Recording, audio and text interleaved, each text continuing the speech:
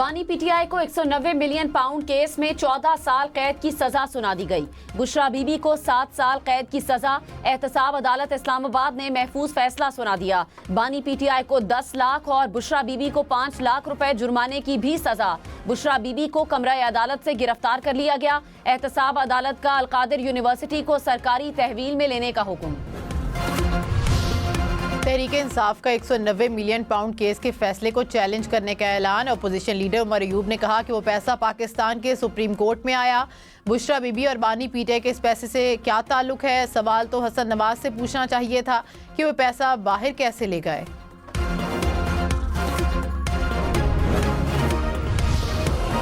वजीर इत्तलात अता तारड़ ने कहा, कब तक हम मुजरिमान को मुआफ करते रहेंगे? मुज़ाकरात का मैंडेट डील या एनआरओ देना नहीं था। हालात बेहतरी की तरफ जा रहे हैं। मैं ये समझता हूँ कि इनको मुज़ाकरात जारी रखने चाहिए। वजीर कानून आजम नज़ीर तारड़ ने कहा, पीटीआई को अदालती मामलात को सियासी मामलात से नहीं जोड़ना चाहिए।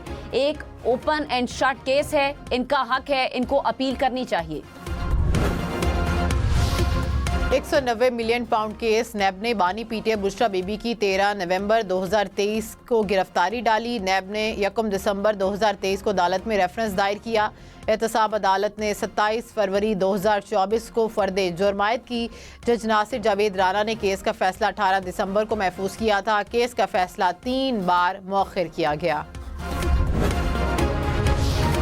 जस्टिस हसन अजहर रिजवी ने कहा, पुलिस एहलकार की वर्दी फाड़ना जुर्म है। यहाँ जिना हाउस जलाया गया। पेशावर में रेडियो पाकिस्तान की इमारत को जलाया गया। पहली मर्तबा ऐसा हुआ कि मुख्तलिफ शहरों में एक वक्त में हमले हुए। जस्टिस जमाल मंदोखेल ने कहा, पार्लियामेंट पर हमला हुआ तो मिलिट्री ट्रायल क्यों ना हुआ? पार्लियामेंट सबसे सुप्रीम है। क्या पार्लियामेंट खुद पर हमला तौहीन नहीं समझती? जस्टिस हसन अजहर रिजवी ने कहा, सुप्रीम कोर्ट पर भी हमला हुआ, वो भी संगीन था।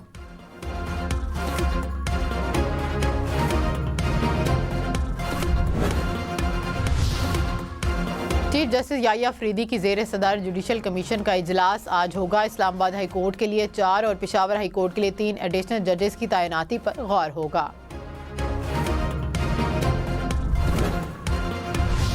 पाकिस्तान स्टॉक मार्केट में तेजी। 100 इंडेक्स में 1000 से ज्यादा पॉइंट्स का इजाफा। इंडेक्स 1,15,000 के करीब ट्रेड करता देखा गया।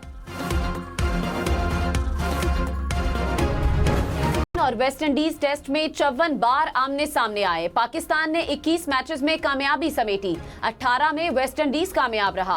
15 मैचेस बेनतीजा रहे। 18 दफा 2 तरफा सीरीज में 6 पाकिस्तान और 5 वेस्ट इंडीज जीता, 7 बराबर रही। देने पर स्मगलर्स ने कश्ती को समंदर में खड़ा किया। खबर एजेंसी के मुताबिक कश्ती में 66 पाकिस्तानियों समेत 86 अफराद सवार थे। सिर्फ 36 को बचा लिया गया। कश्ती 2 जनवरी को स्पेन के लिए रवाना हुई थी।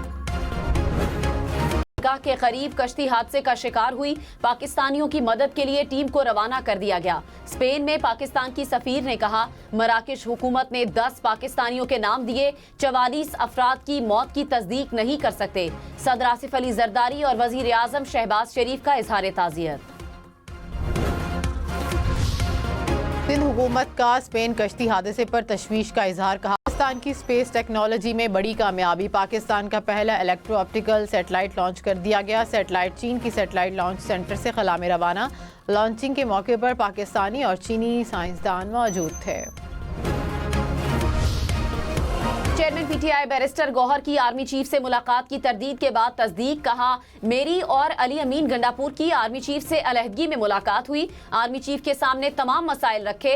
बानी पीटीआई ने मुलाकात को खुशाइंद करार दिया। हमारे दरवाजे हमेशा बातचीत के लिए खुले थे, दूसरे दरवाजे बंद थे। बराह रास्त मुज़ाकरात शुरू हुए हैं तो उम्मीद है सूरत हाल बेहतर होगी। मुल्की इस्तेहकाम के लिए ये बहुत जरूरी है।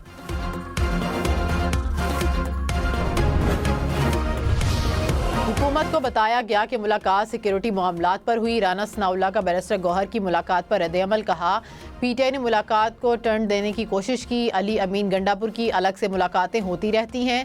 प्रोग्राम फैसला आपका में कहा कि पीटीआई ने कोई दरख्वास्त करनी है तो टॉप लेवल से नहीं होगी। बात नीचे से शुरू और टॉप लेवल से अप्रूव होती है।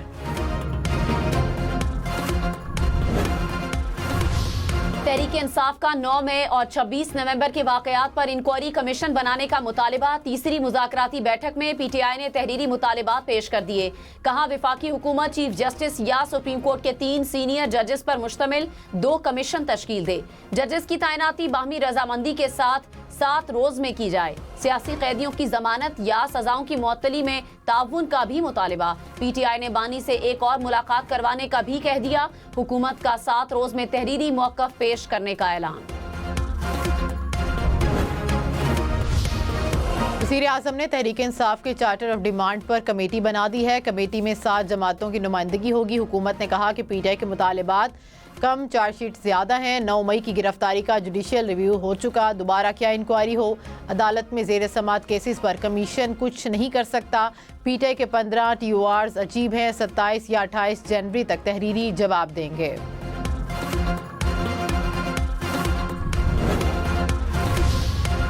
पीटीआई रहनुमा शेर अफजल मरवत ने कहा शोकॉज नोटिस से बहुत तंग आ चुका हूं। पार्टी से निकालने का फैसला कर लिया है तो बेशक निकाल दें।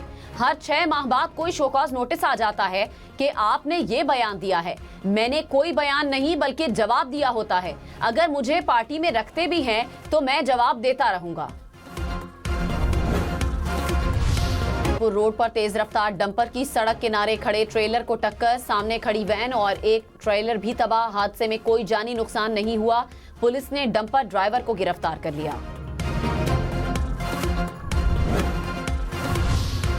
खबरदार, पेशावर में सोशल मीडिया पर असलहे की नुमाइश करने वाले 18 अफराद गिरफ्तार। मुलजिमान से असलहा बरामद, मुकदमा दर्ज। पुलिस के मुताबिक असलहा नुमाइश की वीडियोज अपलोड करने वाले दीगर अफराद की शनाख्त का अमल जारी। कराची से सिंध बिल्डिंग कंट्रोल अथॉरिटी के 3 जाली अफसर गिरफ्तार। पुलिस के मुताबिक गिरफ्तार मुलजिम इलाके में मकानात तामीर करने वालों को ब्लैकमेल करके रकम का मुतालिबा करते थे। मुलजिमान से जाली दस्तावेजात और फाइलें बरामद।